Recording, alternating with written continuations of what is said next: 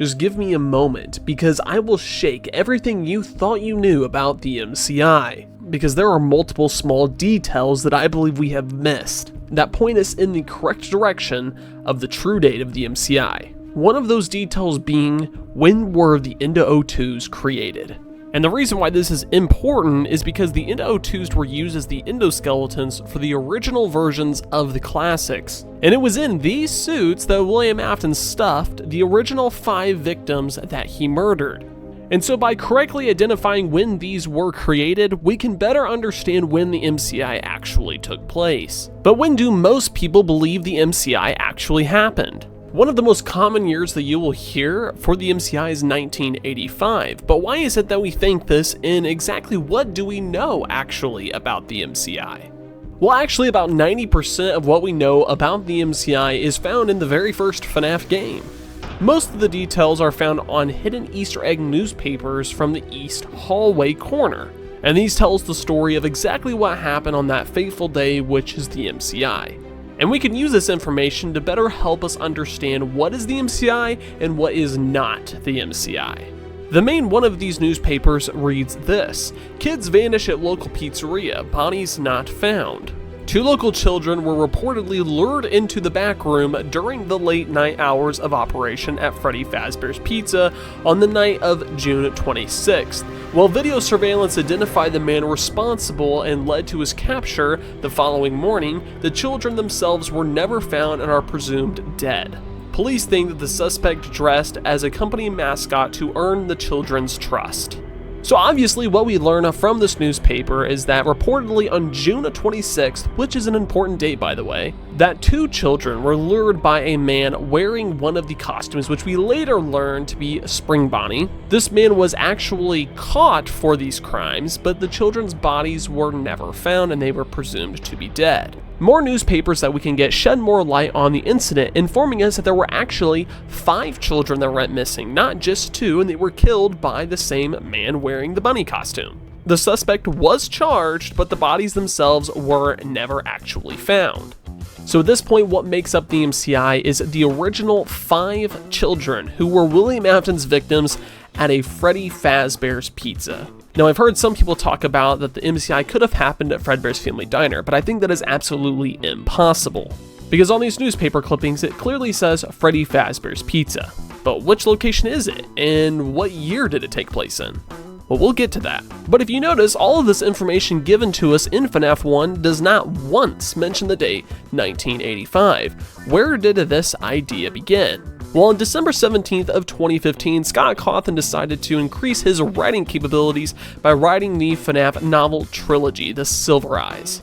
And this book is where the theories started about the year of 1985 being the year the MCI took place. But here's the thing, Scott very much told us that these were in their own separate canonicity, their own story. But some details from the books can help us interpret the games. I mean, heck, the Silver Eyes trilogy introduced us to so many new things to help us better understand FNAF, Remnant, and even the named William Afton. But the real question is what details do we actually apply to the games, and what details do we not apply? I mean, after all, most of the main characters of this entire trilogy were never even adapted into the games. Only Charlotte Emily seemed to have carried over, along of course with William Afton and a couple other characters, but honestly, not a lot. Now, what does the book trilogy tell us about the MCI specifically? Well, according to the books, the MCI took place over the course of several months, with a kid named Michael finally being the last victim in July. Now, obviously, we already are seeing contradictions here with what the games have. The game's MCI took place at one night, while the MCI of the books took place over several months, and not even in the same month. The books then go on to say that the bodies were never actually found, and William Afton got off scot-free by simply just leaving town.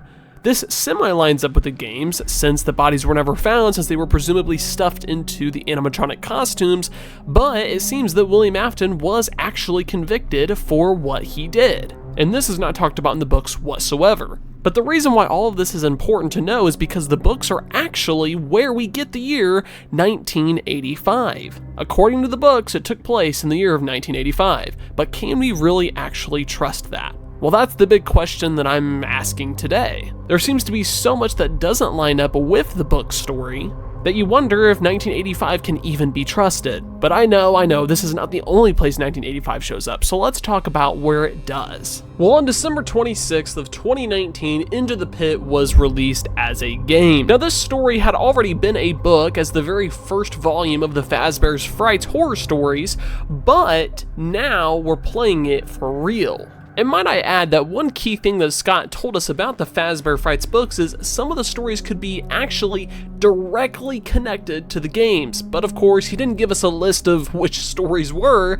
We had to figure out which ones are connected. And for a long time, everyone's been saying that Into the Pit is somehow directly connected to the games. I mean, it's the first story of this series, right? And it's also the second place where we see the 1985 date being used as the MCI. Now, Into the Pit follows a boy named Oswald who is stuck in this small town and has to spend his summer days going either to the boring library or to Jeff's Pizza. Now, Oswald doesn't know is that Jeff's Pizza originally was a Freddy Fazbear's Pizza way back when. And he finds a ball pit and gets transported to the year 1985 to this Freddy Fazbear's Pizza location. He starts making friends there and having a fun time until, yeah, there's something really bad that happens. In this story and game, William Afton is depicted as a monster-like yellow rabbit instead of an actual man. He tries to lure Oswald to a party room where he reveals that he's murdered 6 children before he tries to attack Oswald. Oswald then runs out and has to transport himself back to the present day,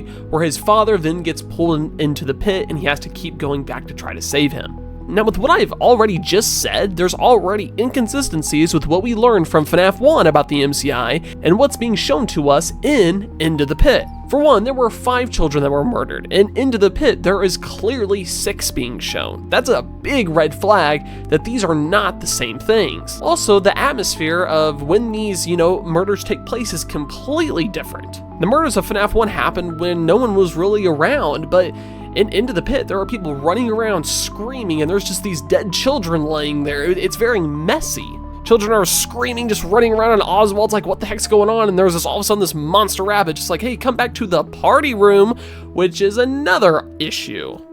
According to FNAF 1, the children were murdered in a back room, not a party room. So this is honestly beginning to sound a lot like the Silver Eyes trilogy. There are some similarities here, but not enough to say this is 100% the perfect interpretation of the story. And so I would personally argue that Into the Pit is just a fun FNAF story. It's not directly linked to the games. I mean, how can it be, to be honest? Time travel in real FNAF? Really? And so with that being said, after we have talked about all of the evidence truly surrounding the year 1985, we've come to find that there's really no supportive evidence to show that the MCI really happened then. But actually, I believe I have found something that can tell us exactly when the MCI took place. The pizzeria, which we have also willingly believed is Fredbear's Family Diner, is actually the very first Freddy Fazbear's Pizza location. The main reasons why I thought this is because of the fact there are the toy animatronics as toys in this minigame,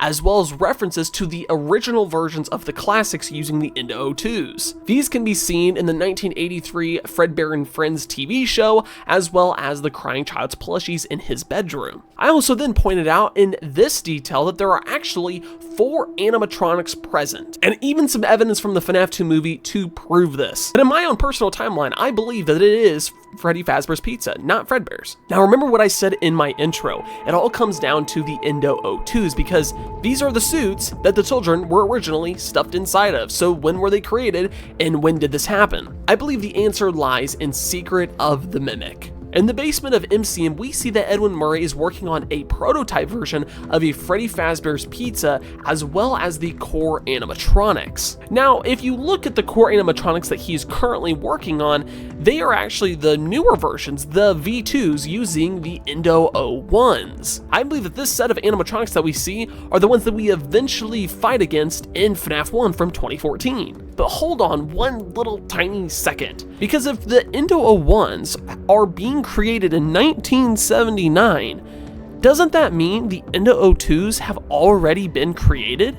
And in the FNAF 2 movie, we learn that the Endo 02s are theoretically actually springlock suits due to the weird ribcage pattern and rings around the legs and arms that we've asked questions about for years. And I believe that Fredbear's Spring Bonnie, the original versions of the classics, as well as the toys, all used Endo 02s. They were springlock suits. Now, in my timeline and how I interpret the first Freddy Fazbear's Pizza location, I believe that William Afton, after he bought out the MCM facility, destroyed MCM and built the first Freddy's location there in around 1980 to 1981. I believe that this Freddy's location then officially opened up in 1982. And I think this lines up with the timeline that we're seeing in the FNAF 2 movie. Because in the FNAF 2 movie, we're seeing the original franchise location, which has artwork of the toys, so the toys are at this location, plushies of the classics, which are the unwithered variants of the Withereds, and we even see Spring Bonnie and presumably Fredbear somewhere else in the pizzeria. And what do we see happen in the movie? William Afton trying to lure and kidnap a child. Back in 1982, and I believe it is at this location where the original MCI take place. And just get ready for this, I believe it happens in the year 1983. And I think the FNAF 4 minigames perfectly prove this. Something that a lot of people have not been able to put a perfect answer to is what the crying child is so traumatized with about Freddy Fazbear's Pizza. He's obviously seen something or heard something that absolutely terrifies him. Now, personally, what I'm thinking that he originally saw that made him so terrified of Freddy Fazbear's Pizza was either all of the victims of the MCI or just a couple. And to make this even go even deeper, what if the victims of the MCI were the crying child's friends? The main reason I think this is because there hasn't been a clear answer given to why the FNAF 4 minigames, the plushies, or what we think are the plushies who are talking to the crying child are saying, "We are your friends," and he refers to them as his friends. And I think what I'm saying here parallels very nicely with the FNAF 1 movie and Abby, and her saying that the MCI children are her friends. I think this lines up pretty nicely, and honestly, I think is a comparison that we can look to. And just listen to this. In one of the FNAF 4 minigames that we can get, you are stuck inside a back room, get that? A back room, with a Fredbear costume and multiple other parts of animatronics. But there's one key thing here as well. What the heck is this? I think this is very clearly the head of a child inside this suit. Now, who do we know is stuffed inside of a Fredbear suit? That's right, Cassidy. So what if Cassidy was one of the crying child's friends and he witnessed either her murder or all of his friends' murder at the hands of Spring Bonnie or his father?